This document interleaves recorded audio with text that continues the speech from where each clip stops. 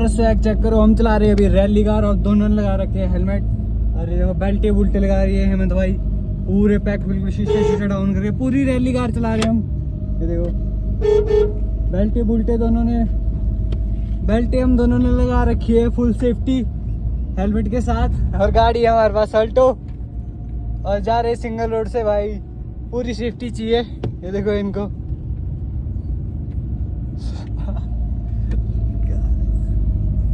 और ये रहा हमारा सिलेंडर पीछे, यहाँ पे सिलेंडर बनवाने के लिए जा रहे हैं ताकि कोई नुकसान ना हो हमारे को।